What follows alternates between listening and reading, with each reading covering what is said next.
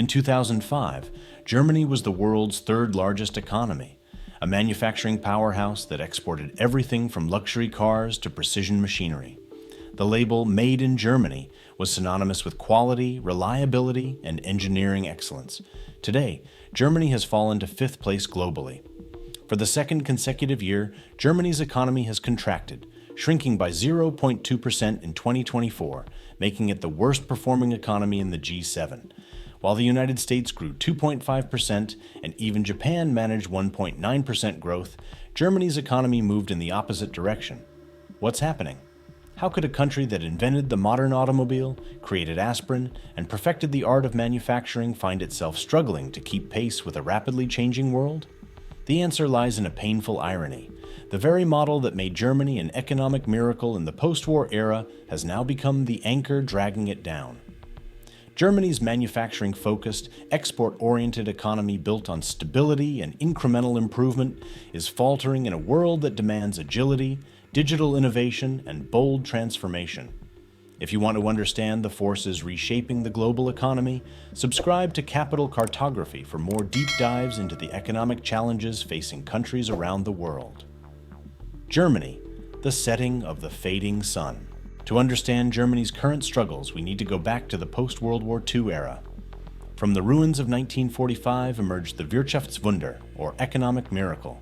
West Germany's economy grew at an astonishing average rate of 5.7% per year from 1950 to 1973.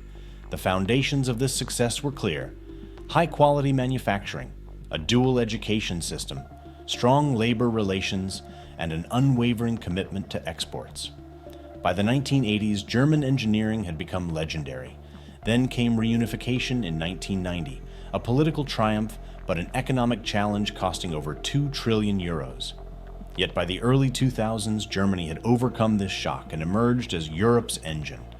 When the 2008 financial crisis hit, Germany weathered the storm better than almost any other advanced economy.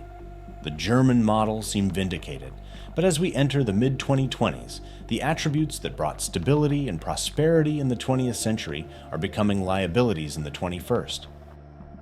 Let's start with the most immediate crisis facing German industry: energy costs.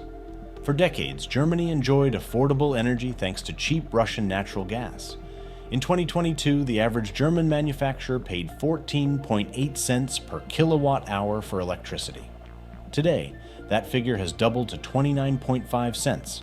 For comparison, manufacturers in the United States pay just 7.5 cents. This dependence on Russian gas wasn't an accident. It was a deliberate strategy championed by successive German governments. The logic seemed sound. Russia needed markets for its gas, Germany needed affordable energy, and the resulting economic interdependence would ensure peace and stability. Then came Russia's invasion of Ukraine. Overnight, Russian gas imports, which once accounted for 55% of Germany's supply, were cut to near zero. The price of natural gas surged by over 400%, hitting German industry like a sledgehammer. The consequences have been severe. BASF, the world's largest chemical producer and a cornerstone of German industry for over 150 years, announced its shifting investment toward China, explicitly citing energy costs. ThyssenKrupp is considering closing plants. BMW moved battery production to Hungary. Volkswagen is expanding in America instead of Germany. 1 in 4 German manufacturing companies is now considering relocating production abroad. Once factories leave, they rarely come back. The expertise follows, then the research centers, then the engineering talent. A vicious cycle of deindustrialization. If you've ever traveled through Germany recently, you might have noticed something surprising. One of the world's richest countries has infrastructure that's falling apart. Over 4,000 German bridges are in critical condition.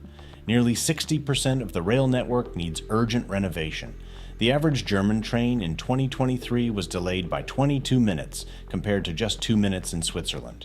The simple answer is chronic underinvestment. Since 2000, Germany has invested just 2.1% of its GDP annually in public infrastructure, compared to 3.5% in France and 3.7% in Sweden. Part of the blame lies with Germany's notorious Black Zero policy, the commitment to avoid budget deficits at all costs. Even when interest rates were negative, meaning investors were essentially paying Germany to borrow money, the government refused to issue bonds to fund infrastructure. Germany's digital infrastructure is even more alarming. The country ranks 31st globally in fiber optic connections. Only 4% of German households have access to fiber internet, compared to 80% in South Korea. Mobile coverage is so spotty that Funkloch, Radio Hole, was nominated for German Word of the Year in 2018.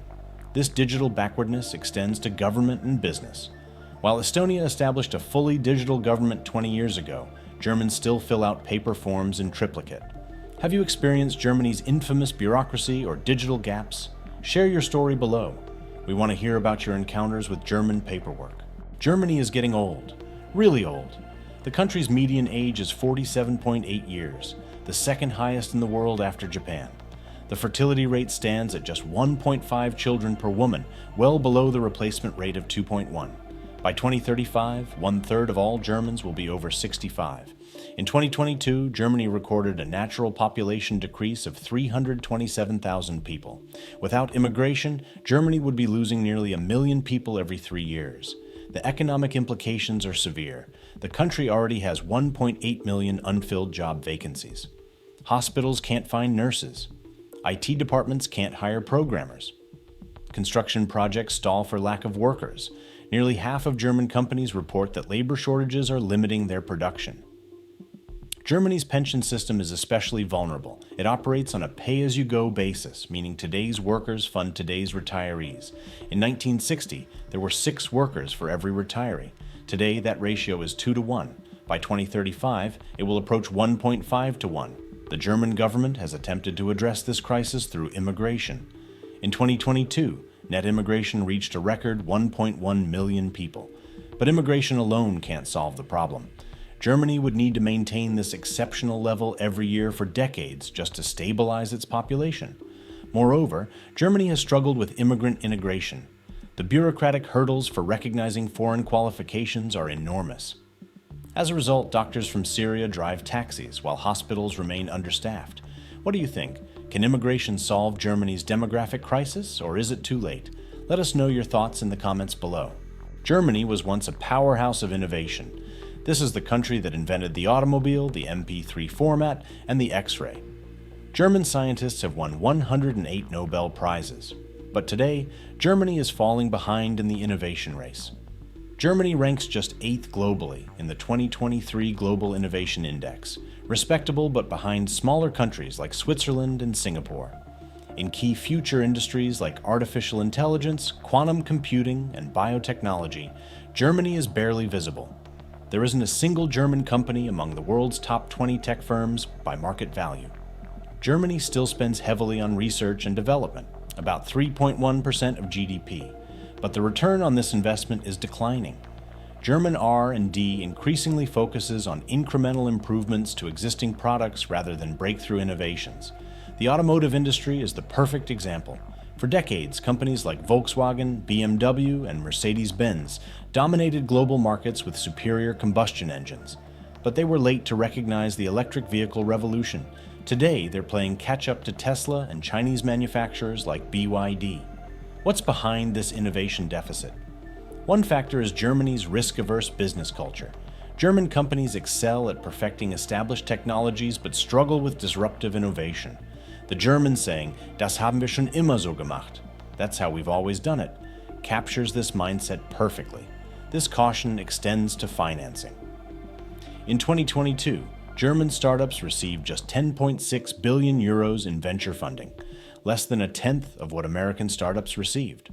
When German startups do succeed, they often relocate to the US for better growth opportunities. Starting a business takes an average of 65 days in Germany, compared to just 4 days in Denmark.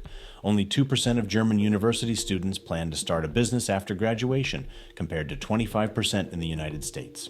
Germany's current predicament isn't just bad luck, it's the result of specific policy choices made over the past 2 decades. At the heart of Germany's policy failure is the Schwarze Null, or Black Zero, the commitment to balanced budgets enshrined in the country's constitution since 2009. This has led to an investment gap of 450 billion euros in public infrastructure alone. The energy transition, or Energiewende, represents another policy failure. Germany shut down nuclear plants before adequate renewable capacity was in place and became dangerously dependent on Russian gas as a bridge fuel. Germany's labor market rigidity, complex tax system, and political gridlock have made reform nearly impossible. While other countries are moving ahead with bold economic initiatives, Germany is caught in a vicious cycle where each problem reinforces the others. But Germany has overcome greater obstacles in the past. After World War II, it rebuilt its economy from rubble. After reunification, it integrated a failed communist state into a modern market economy. What would a German economic renaissance require? On energy, Germany needs a realistic transition plan that ensures competitive energy prices while meeting climate goals. On infrastructure, Germany must abandon its fiscal fetishism and launch a Deutschland plan for the 21st century. On demographics, Germany needs both higher birth rates and more effective immigration with streamlined integration processes. On innovation, Germany must cultivate a culture of entrepreneurship and risk-taking by reforming education, reducing barriers to starting businesses, and creating a more vibrant venture capital ecosystem. The German economic miracle wasn't built on caution. It was built on courage, innovation, and forward thinking. It's time to reclaim that spirit, to open Germany's windows and let the sun rise again. If you enjoyed this economic deep dive, subscribe to Capital Cartography for more insights into the economies that shape our world.